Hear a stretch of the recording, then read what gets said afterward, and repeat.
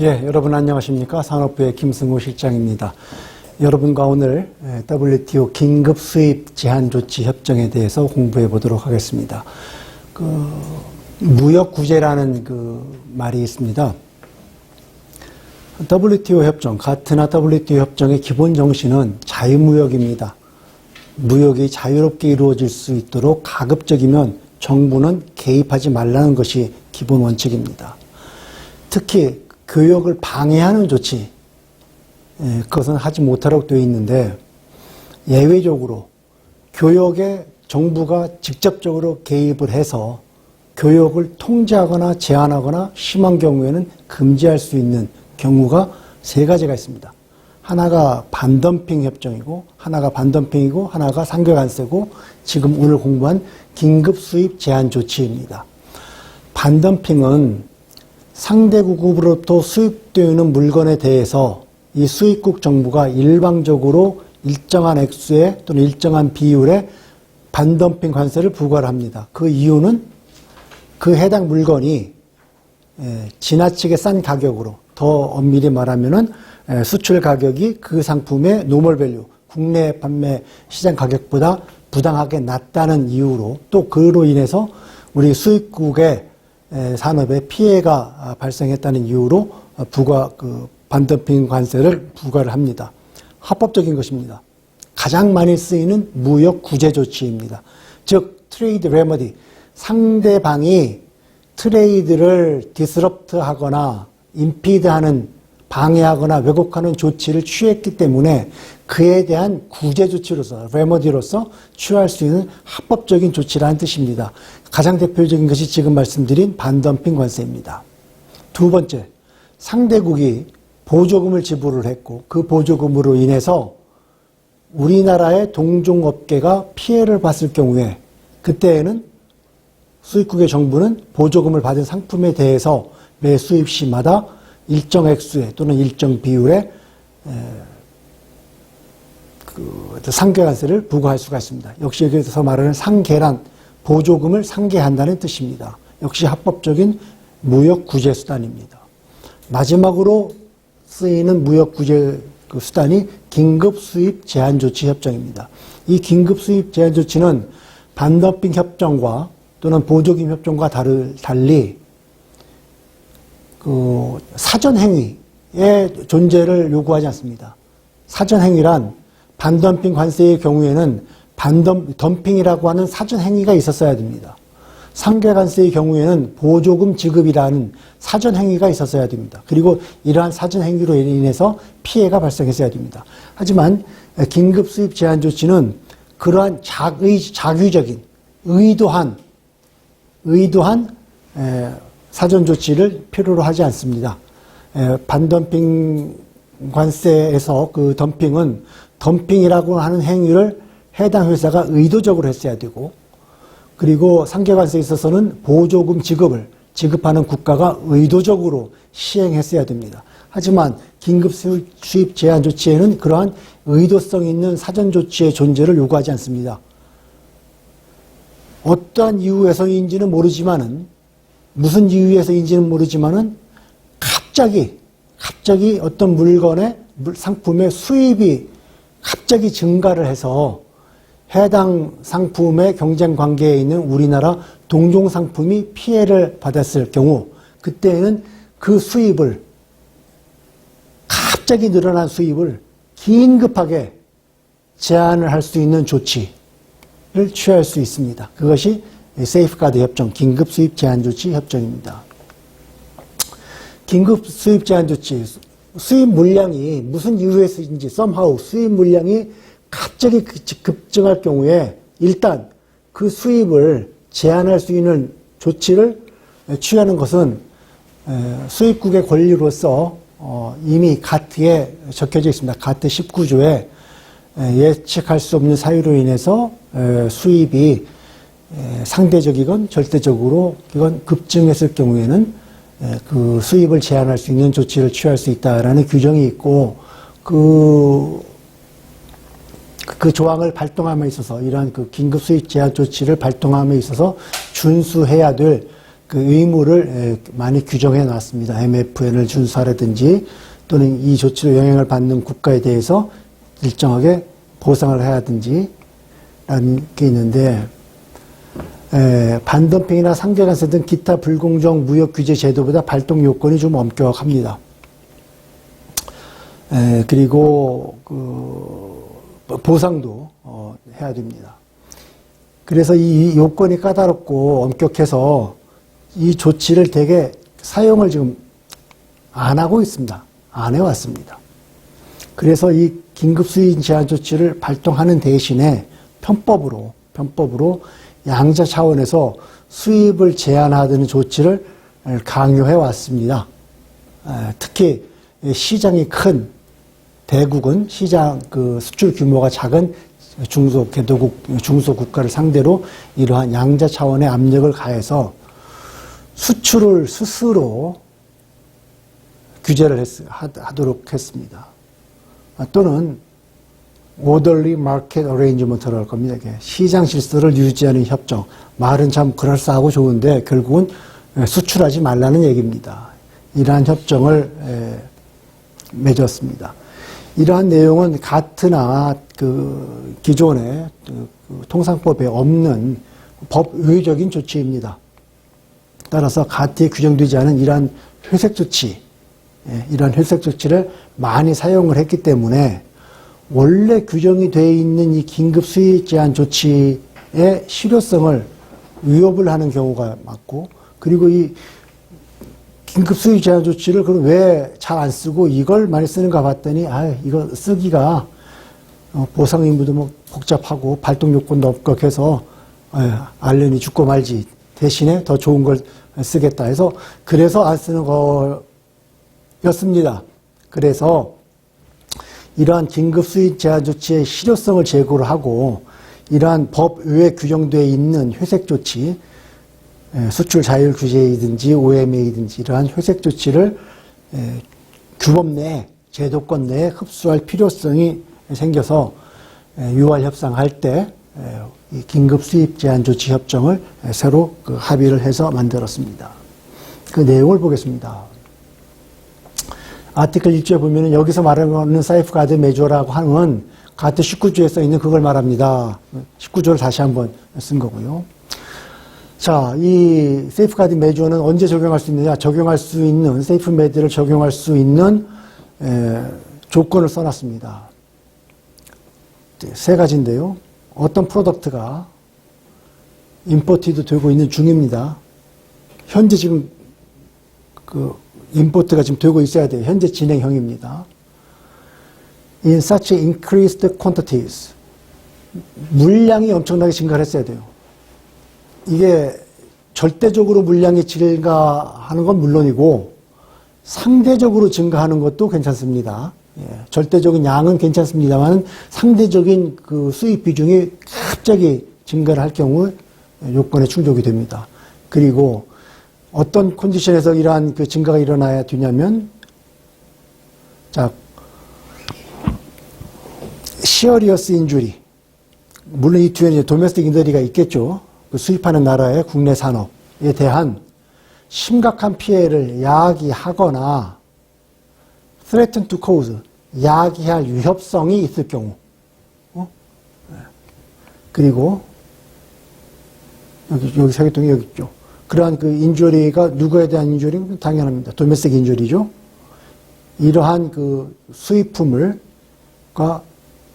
동종 상품을 생산하든지 아니면 directly competitive product, 동종은 아닐지라도 상호 인터체인지업을 해서 직접적인 경쟁 관계에 있는 물건을 만들어내는 국내 산업에 심각한 피해를 야기할 위협이 있거나 또는 실제로 심각한 피해를 야기하는 조건으로 절대적인 물량 또는 상대적인 물량으로 어떤 품목이 급격하게 수입이 되고 있는 중일 경우에는 SM 메저, 세이프가드 메저, 긴급 수입 제한 조치를 취할 수가 있습니다. 그리고 이러한 긴급 수입 제한 조치는 모든 소스에 대해서 다 적용해야 됩니다. 에르가 옴네스라고 되어 있을 겁니다. 아마 우리나라 말로 어떻게 번역해야 되나? 보편적이라고 번역해야 되나? 이게 그 소스를 불문하고 예를 들어서 자전거가 급격하게 많이 수입이 되고 있습니다. 그래서 우리나라 자전거 산업이 지금 죽을 그 위험에, 피해를 볼 위험에 있습니다. 그래서 세이프가드 조치를 발동을 하는데 그 발동된 세이프가드 조치는 어느 특정 나라, 자기한테 미운 특정 나라 자전거에만 적용되는 것이 아니라 자전거는 모든 나라 자전거 다 우리나라에 수입되는 모든 나라의 자전거에 대해서 전부 다 그 소스를 불문하고 적용한다는 이야기입니다. 조사를 해야 됩니다. 무역구제협정이 3가지가 있다고 그랬습니다. 반덤핑 협정, 보조금 협정, 긴급수입 제한 조치 협정. 이 세 협정의 그 알파와 오메가 가장 중요한 핵심은 무턱대고 발동하는 것이 아니라 객관적이고 공정한 조사를 거쳐서 사실에 입각한 증거에 입각해서 결정을 내려야 됩니다. 따라서 세이프가드 조치를 발동할 것인지 말 것인지 그 결정은 상당한 기간 동안에 상당한 노력과 인력과 재원을 투입한 조사를 거친 후에 하게 되어 있습니다. 자, 그 조사는 우선 공고를 해야 됩니다. 그리고 이해관계자에 대해서 충분한 의견 진술 기회를 부여를 해야 됩니다. 구체적인 내용이 적혀져 있지요. SM 조치는 이러한 인베스티게이션 후에야, 인베스티게이션에 따라서만 적용할 수가 있는데, 자, 여기 나와 있죠. 이미 그 이전에 그 국가가 확립해 놓은 절차, 상계관세 조사는 이러이러하게 합니다라는 그 법적 규정을 미리 만들어 놓으라는 이야기입니다. 그렇게 미리 만들어 놓은 절차에 의해서 시작이 돼야 되고요. 그리고 그러한 조사를 개시한다는 것은 공표를 해야 됩니다. 그리고 이러한 인베스티게이션은 퍼블릭 노티스 반드시 해야 되고요. 청문회도 열어야 됩니다.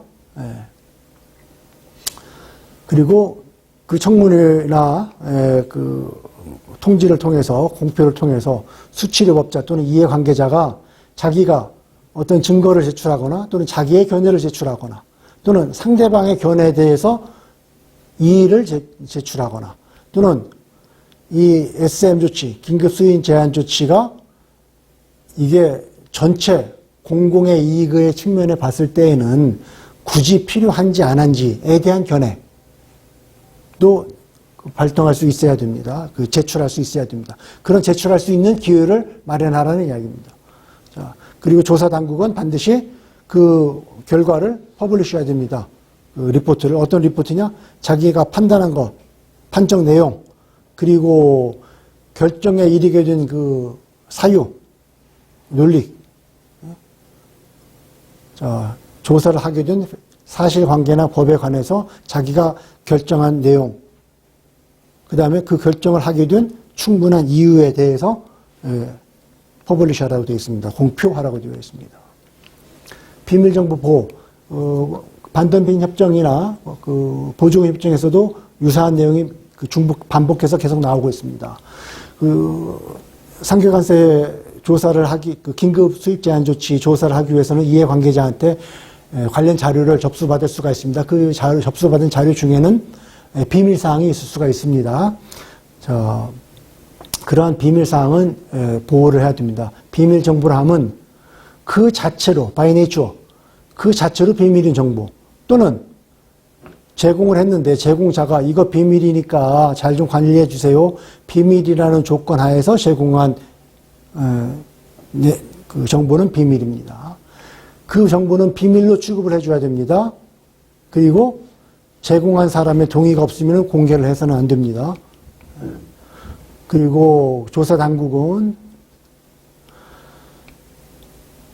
비밀을 제출을 했는데 비밀은 공개하기도 어렵고 그렇지 않습니까? 그런데 조사를 할 때 보면은 이해 당사자의 견해를 다른 이해 당사자한테도 알려서 의견을, 이의를 제출할 수 있는 기회를 보장하라 그랬으니 그 비밀 정보라도 다른 이해 당사자한테 주기는 줘야 되는데 동의를 안 하면은 줄 수는 없고 그럴 경우에는 자, 비비밀 요약, 공개 요약본을 제출해 달라고 요청할 수가 있습니다.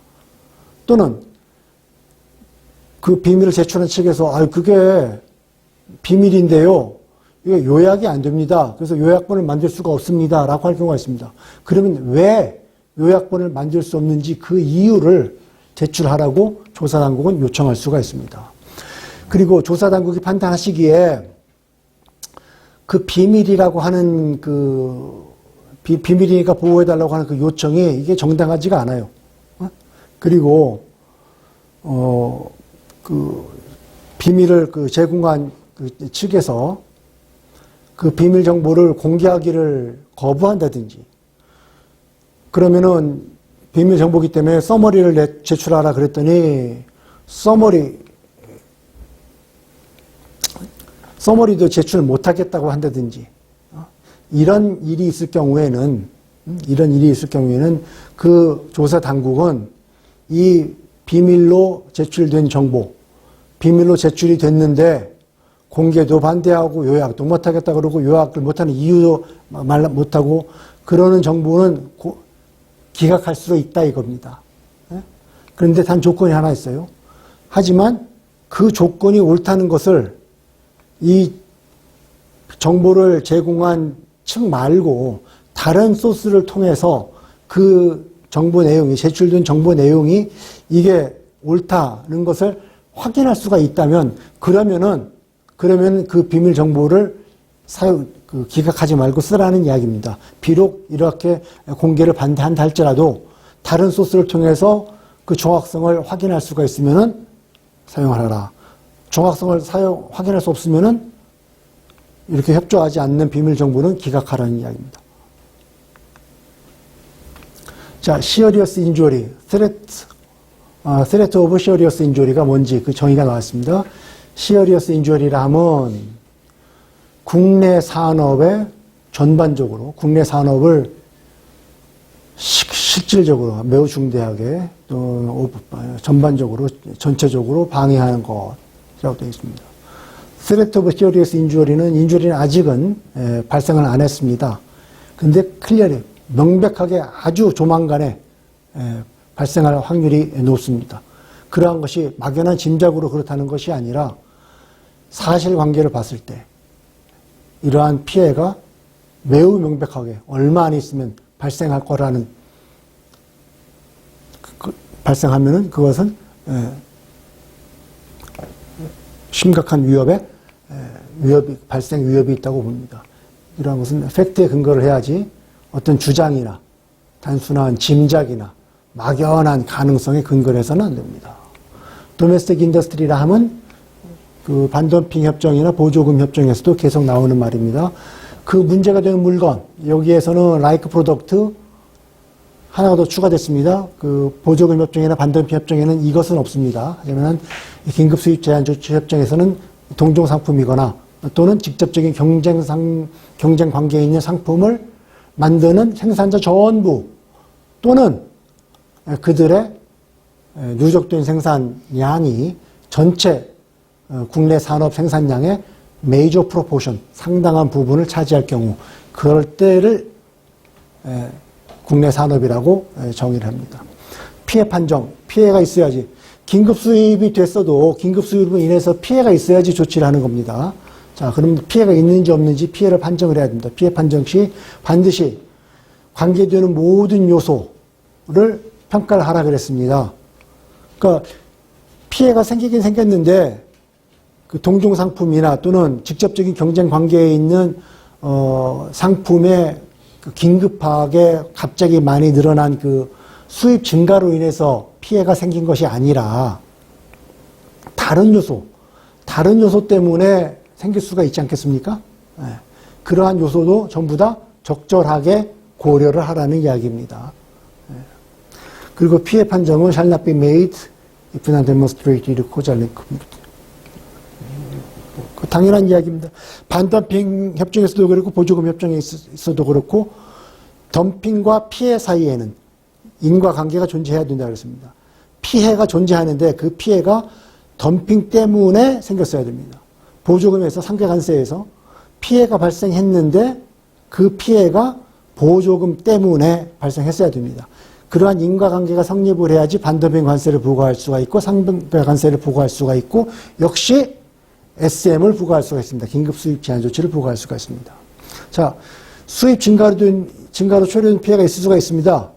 피해가 있긴 있는데 수입 증가로 인해서 발생할 피해가 있을 수도 있고 수입 증가가 아닌 기타 요소를 통해서 발생한 피해가 있을 수가 있습니다. 기타 요소로 인한 피해는 수입으로 인한 피해에 전가시키지 마라. 분리해서 보라는 이야기입니다. 그리고 즉시 공표를 해야 됩니다. 이러한 렐리번트 팩터 조사한 결과 그리고 지금 이 긴급 수입 제한 조치에 관해서 심각하게 진지하게 분석한 결과 이러한 결과는 즉시 공표하도록 규정이 되어 있습니다. 역시도 그 세이프가드 매조에 적용에 관한 이야기입니다. 반덤핑 협정에도 비슷한 말이 있습니다. 덤핑으로 인한 피해를 상쇄할 수 있을 만큼만 반덤핑 과세를 부과하라 그랬습니다. 덤핑 마진을 계산해 보니까 20%가 나왔습니다. 국내 산업 피해를 계산해 보니까 예를 들어서 15%가 나왔습니다. 그러면 굳이 반덤핑 관세를 20% 부과하지 말고 피해를 상쇄할 수 있는 정도 15% 정도까지만 어지간하시면 부과하시라라고는 권고조항이 있었습니다. 의무조항은 아니죠. 비슷한 내용입니다. 이러한 모든 것이 피해를 구제하기 위해서 발동을 하는 거니까 피해를 구제하는데 충분하면은 그 충분한 정도만 SM을 유지를 하라 그랬습니다. 어드저스트먼트는 뭐냐면은 그 반덤핑이나 보조금 조치와 다르게 이 긴급 수입 제한 조치에는 긴급 수입 제한 조치를 발동하는 국가에 의무를 부여를 했습니다. 어떠한 사정인지는 몰라도 긴급적으로 급하게 다량의 물량이 한꺼번에 수입이 됐습니다. 그러면 국내 산업이 피해를 볼 수는 있습니다. 하지만 긴급하게 수입이 증가되는 것이 어떠한 그 잘못에 의해서 비난할 수 있고 대응할 수 있는 잘못에 의해서 초래된 것이 아니라 그저 발생한 현상입니다. 어떠한 이유에서든지 somehow 그러한 긴급한 수입 증가가 발생했습니다. 앞으로 이러한 긴급하게 증가된 수입이 그 현상이 계속될지도 모릅니다. 그럴 경우에는 이 계속된 현상, 수입이 계속 급하게 증가되고 있는 이 현상을 새로운 노멀로 보고 거기에 이 국내 산업을 적응을 시켜야 됩니다. 그래서 교역이 이런 새로운 노멀 상태에서 평형을 이루도록 해야지 규제할 수 없는 어떤 이유로 수입이 증가를 했는데 국내 산업을 보호한다고 그 수입을 억지로 계속 제한 조치를 하면은 전체적으로는 궁극적으로는 국제사회 전체의 교역의 흐름이 영향을 받을 수가 있습니다. 그러니 긴급 수입 제한 조치를 부과할 수 있습니다. 좋다. 몇 년간 부과할 수 있다. 좋다.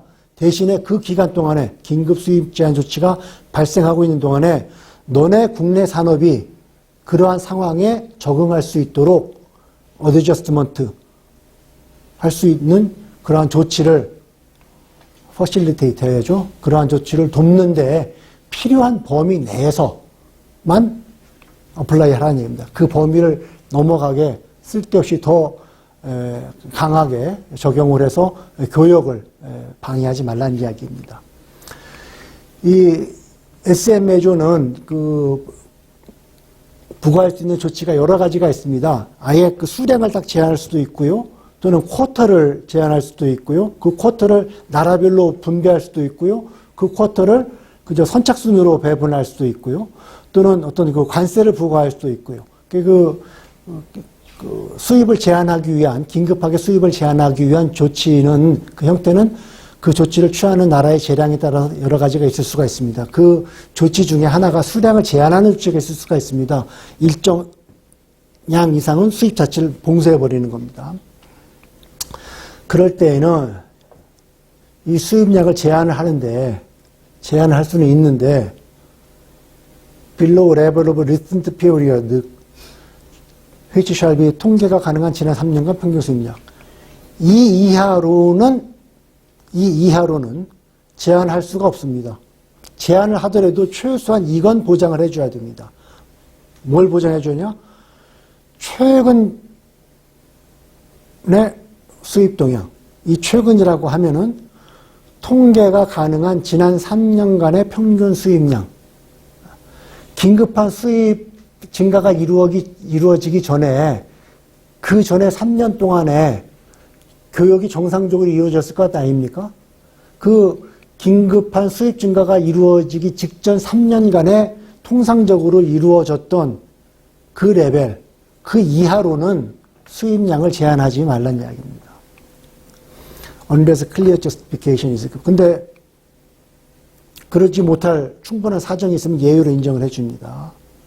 3년 평균 수입량 그것과 다른 레벨을 적용하는 것이 불가피하다, 필요하다는 것을 만약에 입증을 하면은 그러면은 그 레벨을 적용할 수가 있습니다. 만약에 그것을 입증하지 못하면 unless 입증하지 못하면은 지난 평균 3년간은 보장을 하시라. 그리고 피해를 방지하기 위한 적절한 조치가 있으면 또 취하라. 그러니까 국내 산업의 피해를 방지하기 위해서 오로지 이 수입 제한 조치에만 기대지 말고 수입 제한 조치 말고 달리 피해를 방지할 수 있는 조치가 있으면 열심히 강구해서 적용하라는 이야기죠. 자, 또 할당 쿼터를 있고 그 쿼터를 A나라 얼마, B나라 얼마, C나라 얼마 할당할 수가 있습니다. 그 할당하는 방식으로 이 SM을 운영할 경우에는 우선 첫째, 그 물건을 공급하는데 국가, 자전거를 예를 들겠습니다. 자전거에 대해서 제가 수입 그 쿼터를 지금 배분을 할 건데 그렇게 되면은 내 나라에 자전거를 공급하는 데 있어서 어떤 실질적인 이해관계를 가지고 있는 나라가 나한테 자전거를 많이 팔고 있는 모든 나라하고 어그리먼트를 맺어야 됩니다. 당신네 나라 얼마, A나라 얼마, B나라 얼마, C나라 얼마, D나라 얼마. 이 어그리먼트를 맺기가 이게 쉽지가 않습니다. 서로 반대하겠죠. 서로 물량을 더 많이 가져가려고 그러겠죠. 그리고 또 국가가 많을 수도 있습니다. 그래서 이러한 어그리먼트를 맺기가 어려울 경우에는 이 나라, 자기네 나라에 그 해당 물건을 공급하는 데 있어서 심각한 이해관계를 가지고 있는 이 모든 나라에 대해서 일률적으로 그냥 배분을 해버립니다. 어그리먼트가 안 되니까 긴급 수입 제한 조치를 취하는 나라가 일방적으로 배분을 해야 됩니다. 그 배분, 어떤 배분을 하냐? 수입 총량의 비중을 배분하든지 또는 가액의 일정 비중을 배분할 수가 있습니다. 임의대로 하는 것이 아니라 이러한 조건을 충족을 해야 됩니다. 자, 그 멤버들에 의해서 공급이 되어 있던 비중에 따라서 과거에 많이 수출했던 나라한테는 많이 배정하고 적게 수출했던 나라에는 적게 배정하고 어떤 동안에 그 이전의 대표적인 기간, 이것은 그 직전에 3년이 될지, 그 직전에 5년이 될지, 또는, SM 조치를 취하기 직전에 1년이 될지, 그것은 국가가 정하기 나름입니다만, 그 전 기간 동안에 수출을 했던 그 비중을 충분히 고려를 해야 됩니다. 그리고 이러한 교역에 영향을 미치는 또 어떤 특별한 다른 요소가 있으면은 그 요소도 정당하게, 이 요소가 뭔지는 모르지만은 영향을 미칠 수 있는 단위 요소가 있다면은 정당한 고려를 해서 이 쉐어를 배정을 하라 얘기입니다. 할당을 하라 얘기입니다. 그런데 이러한 원칙을 일탈할 수가 있습니다. 준수하지 않을 수가 있습니다. 자, 12조 3조에 의한 컨설테이션이 수행이 됐다면 12조 3조는 좀 이따 나옵니다. 12조 3조에 또 일정한 컨설테이션 하게 되는데 그 컨설테이션을 했다면은 이것이 안 하고도 할당할 수가 있습니다. 그리고 클리어 데몬스트레이션 자, 이 1, 2, 3 세 가지 사항이 충분하게 입증이 됐다면은 이 원칙에 따라서 배분하지 않을 수도 있다는 얘기입니다. 그럼 이 세안이 뭐냐? 최근 특정 국가로부터의 그 수입이 그 특정 기간 동안에 레프리젠터티브 페어리어드 동안에 비례적으로 그 이전에 봤던 것과는 다르게 아주 급격하게 비례적으로 확 증가를 했다는 사실이 충분하게 데몬스트레이션이 되면은 그러면은 과거의 비중에 따라서 프로포셔널리 비례적으로 배분하지 않고 이렇게 그 비례성에 일탈해서 특별하게 과한 양을 많은 양을 줄 수가 있다는 얘기입니다. 왜냐? 그 대표적인 기간 동안에 어떤 특정 국가의 수입이 하여간에 갑자기 늘어나서 영향을 그 비중을 과도하게 차지했기 때문이죠. 그리고 이러한 그 A가 어디 있습니까? Departing from A 이런 허탈당이고 요 A를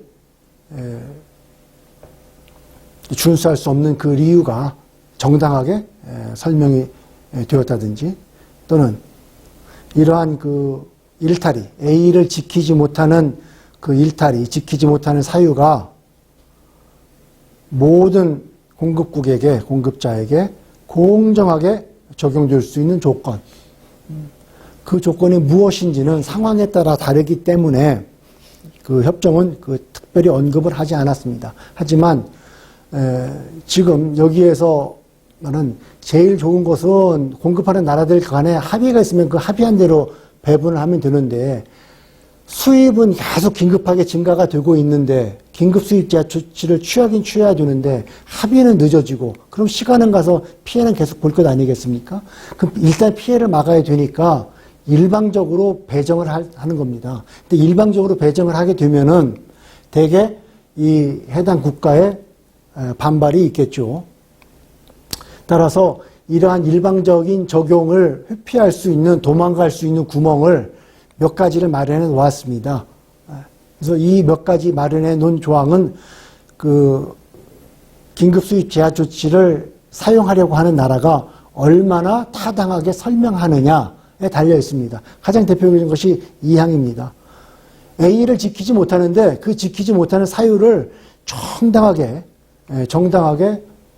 명백하게 입증을 하면은 일탈할 수가 있다 그랬습니다. 그건 SM을 적용하는 나라에서 설명할 그 의무가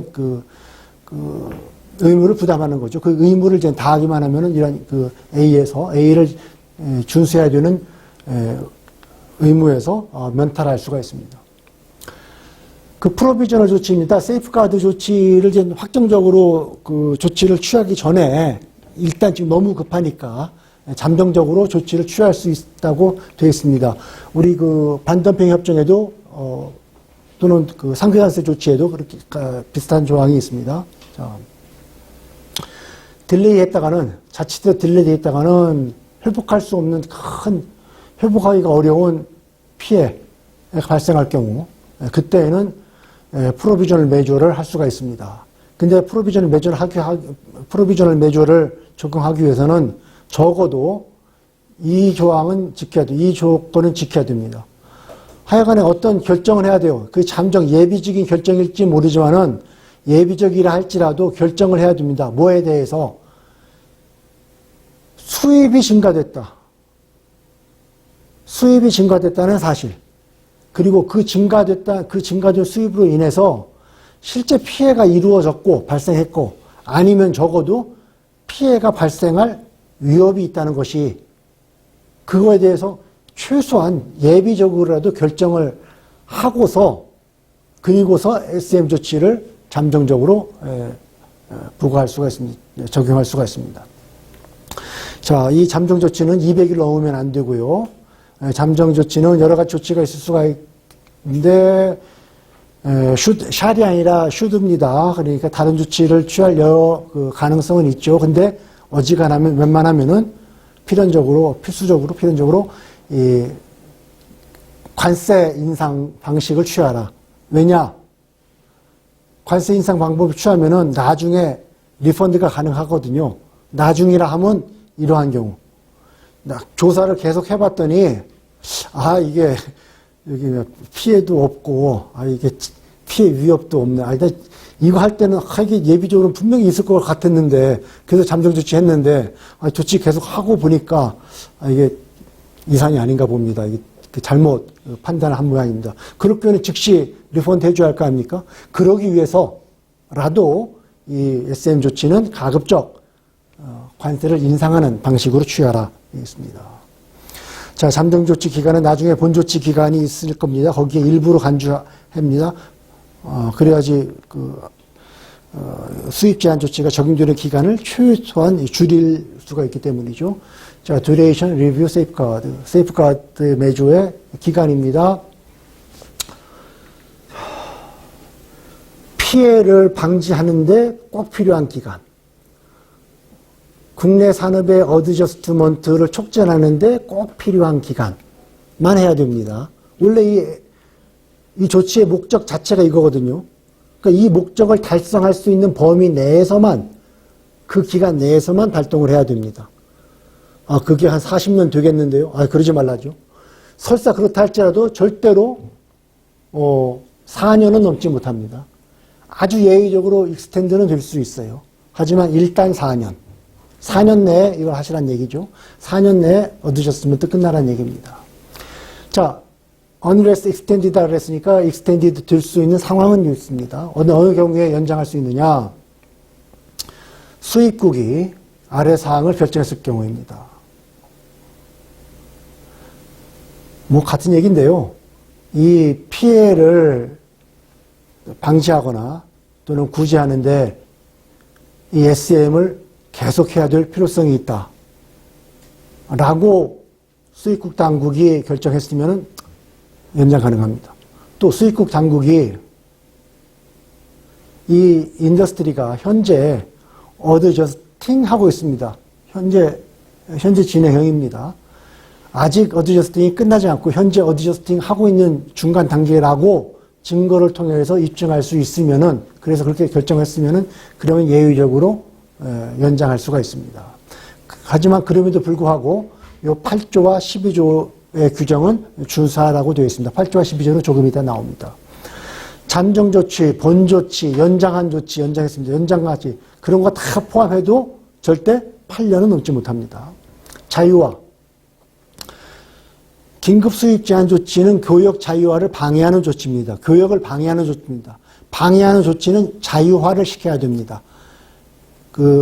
긴급 수입 제한 조치를 1년의 기간에 걸쳐서 일정한 단계마다 조금씩 완화시켜서 교역을 자유화해야 되는 의무가 있습니다. 자, SM 기간이 1년일 경우에는 progressively liberalize SM at regular intervals.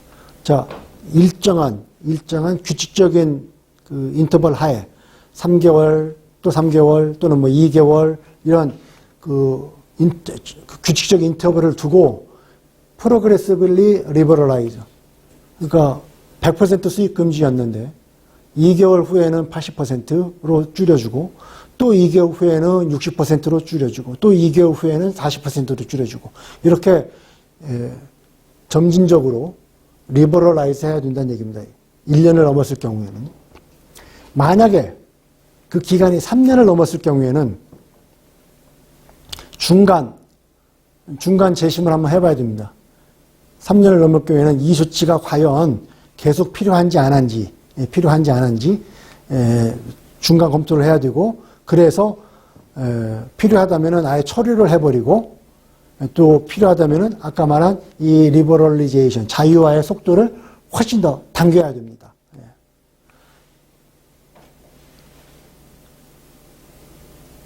자, 익스텐디드 된 조치. 여기서 한번 익스텐드를 했지 않습니까? 익스텐드를 했는데 그 이전에 실행이 됐던 긴급 수입 제한 조치보다는 완화된 형태로 익스텐드를 해야지, 더 강화된 형태로 익스텐드해서는 안 된다는 규정입니다.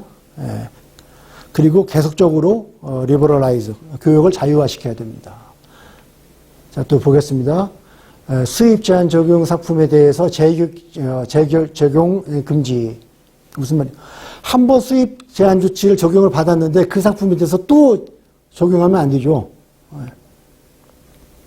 자, 이전에 4년 동안 적용을 받았어요. 그러면 앞으로 4년 동안 그 상품에 대해서 적용하지 말라는 얘기입니다. 어쨌거나 최소한 한 번 적용했으면은 2년은 적용하지 말라는 얘기입니다. 지난번 때 1년 적용했어요. 그러면은 최소한 2년은 쉬어야 됩니다. 지난번에 4년 적용했어요. 최소한 4년은 쉬어야 됩니다. 180일 이하 조치. 이런 조치는 짧은 조치 아닙니까? 이런 짧은 조치는 금방금방 재적용할 수가 있는데 역시 두 가지의 조건을 붙여놨습니다. 최소한 1년이 지난 다음에, 지난번 조건을 한 다음에 1년이 지난 다음에, 여기는 2년 아닙니까? 그걸 줄여줬죠. 1년이 지난 다음에.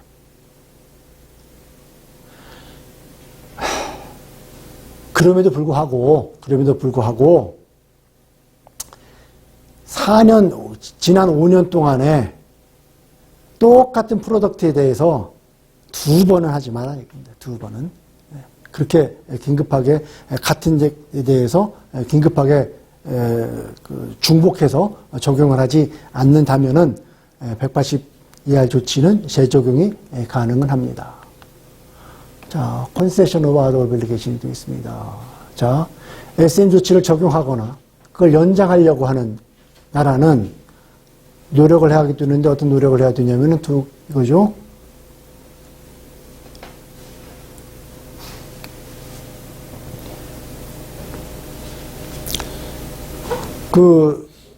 자전거가 긴급하게 수입이 돼서 자전거에 대해서 수입을 막았습니다.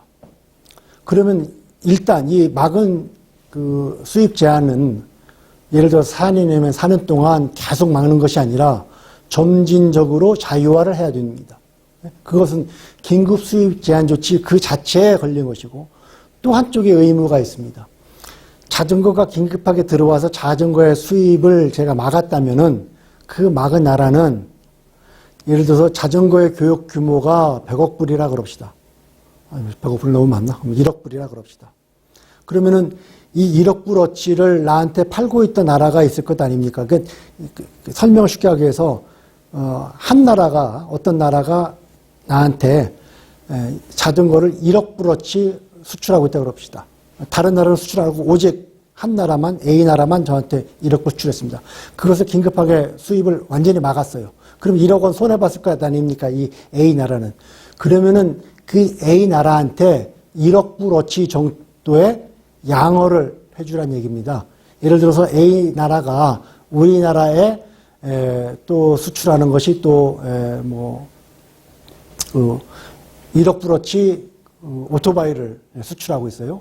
그러면은 1억 불어치의 자전거를 수입을 막았으니까 그 나라가 우리나라에 수출하는 1억 불어치의 오토바이가 더 많이 막은 것만큼 수출될 수 있도록 1억 불어치를 더 얹어주라는 얘기죠. 대개 그 형태는 그 나라가 부담해야 되는 관세를 낮춰주는 걸로 계산을 합니다. 예? 그러니까 예를 들어서 1억 불어치를 막았으면은 그 나라가 수출하는 물량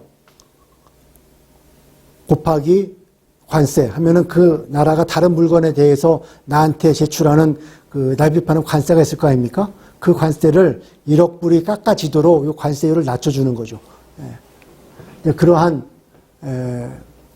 에퀴벌런트 레벨입니다. 1억 불, 아까 편의상 1억 불로 예를 들었으니까 그 1억 불에 해당하는 콘세션 아니면 그게 아니면 뭐 기타 다른 의무가 있으면 어쨌거나 에퀴벌런트한 내용으로 조치가 취해도록 해야 됩니다. 이건 뭐 자기하고 조치를 영향받은 나라고.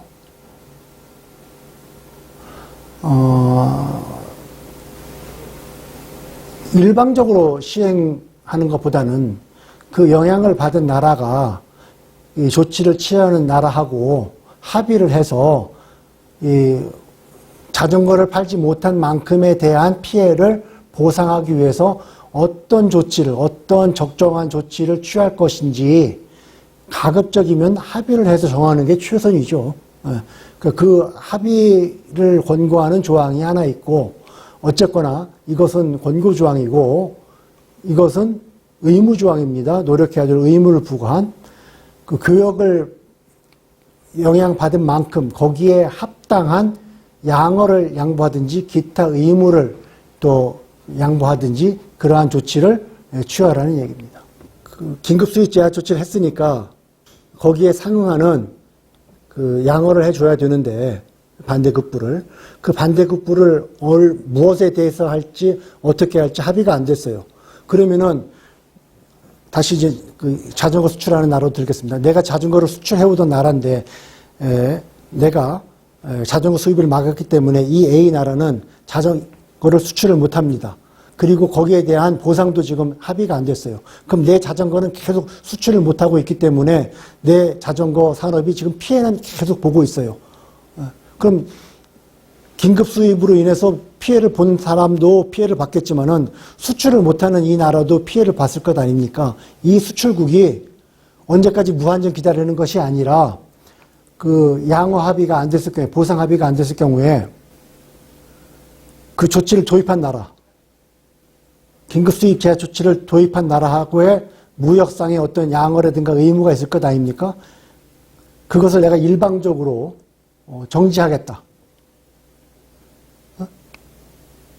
그 A 나라는 나한테 자전거를 팔고 나는 A 나라한테 마늘을 판다 그럽시다. 그러면 A 나라의 자전거에 대해서 반대 보상급부를 못 받고 있으니 A 나라가 내가 A 나라에 수출하는 마늘에 대해서 양어를 한 게 있을 거 아니에요? 관세를 부과한 게 있을 것 아닙니까? 예. 그 관세의 적용을 정지하겠다는 거예요. 90일 이내에. 근데 단 조건이 있죠. 제가 그렇게 정지하겠습니다라고 통보한 후에 30일은 경과를 해야 되고 또 진짜 그 세이프가드 위원회에서 반대가 없는 경우에 그럴 경우에는 이러한 양어상 상대국에 대해서 무역상의 양어나 어떤 기타 의무를 정지해 버릴 수가 있습니다. 이것은 그 이익의 균형을 맞춰주기 위한 것이죠. 긴급 수입 제한 조치로 인해서 A 나라의 자전거 수출이 피해를 받지 않습니까? 그러면 그 자전거 피해를 본 것만큼 긴급 수입 제한 조치를 취한 나라로부터 보상을 받아야 되는데 그 보상 협상은 이루어지지 않고 있어요. 그렇게 되면은 자기의 그 자전거 수출을 못하게 되는 그 피해를 확보하기 위해서 다른 물건에 대해서 양어 정지를 한다는 것입니다.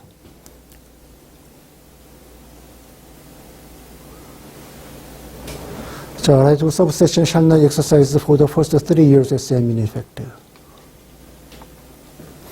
긴급 수입 제한 조치를 4년으로 해요.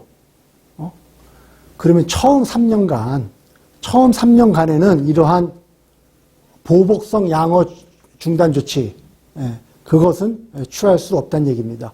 왜냐, 긴급 제한 조치를 취한 것이 그 수출국에 자전거를 수출한 나라가 미워서 그 나라한테 피해를 주기 위해서 의도적으로 악의를 갖고 취한 것이 아니지 않습니까? 어떠한 이유인지 모르게 갑자기 자전거 수입이 늘어서 내 나라의 자전거 산업을 보호하기 위해서 긴급하게 그것도 필요한 범위 내에서만 법이 인정하는 조사를 거쳐서 취했단 말입니다. 그것은 자기 시장을 방어할 수 있는 합법적인 무역 구제 조치입니다. 그렇기 때문에 일단은 3년 동안은 긴급 수입 제한 조치를 취할 수 있도록 용인을 해주고, 하지만 그 기간 동안에 이러한 보상협상을 해야 되는데 보상협상이 이루어지지 않고 어쩌고 그럴 때는 이런 조치를 취해버릴 수가 있다는 얘기죠. 긴급조치를 적용을 했는데 그 긴급조치를 임의로 적용한 것이 아니라 긴급조치 협정에 맞는 절차를 다 밟아서 적용을 했고, 그리고 긴급조치를 진짜 물건의 절대적인 수출 증가가 있어서 그래서 취했단 말입니다. 그랬을 때에는 이러한 그 상대국의 양어 정지 조치는 처음 3년간은 취하지 못합니다. 여기는 90일 내에 뭐 취할 수 있다고 되어 있지 않습니까? 그것은 다르죠. 아까 말했습니다. 긴급 수입 제한 조치, 긴급 수입이라고 함은 어떤 특정한 물건이 절대적이건 상대적이건 증가를 했어야 되고, 그 다음에 under such condition to cause or to cause injury or cause threat of injury 이렇게 되어 있지 않습니까? 예. 그러니까 이러한 것은 이제 그 상대적인 증가일 경우에 그 적용될 수 있는 얘기고, 특별한 경우, 그 특별한 경우라 하면 절대적인 증가에 의해서 절대적으로 증가했기 때문에 채택을 했고, 그냥 채택한 것이 아니라 협정상의 모든 규정을 다 준수해서 채택을 했다면은, 그러면은 조치를 취한 나라한테 어떤 페이버를 주기 위해서 처음 3년간은 이 양어 정지, 보복성의 양어 정지를 좀 자제하시라는 이야기입니다. 개도국 우대 조치가 있습니다. 적용 기간은 최대 2년까지 연장이 가능합니다. 시장 점유율이 3%를 초과하지는 개발도상국 회원국의 점유율 합이 관련 총 수입의 9% 넘지 않을 경우에는 개도국에 적용하지 않습니다. 기한, 조치, 시한, 회색 조치 전부 다 행정적인 내용입니다. 이 개도국 우대 조치도 사실 쓰이는 경우가 별로 없습니다. 그래서 설명은 약하도록 하겠습니다. 좀 더 자세한 내용이 영어 원문으로 되어 있으니 한번 참조해 보시고요. 기타 10조에서 14조까지는 여러 가지 행정조치에 관한 사항이 되기 때문에 자세한 그 설명은 약하도록 하겠습니다. 자, 그래서 오늘 여기까지 여러분과 함께 긴급 수입 제한조치 협정에 대해서 살펴봤습니다. 자, 장시간 고생하셨습니다. 감사합니다.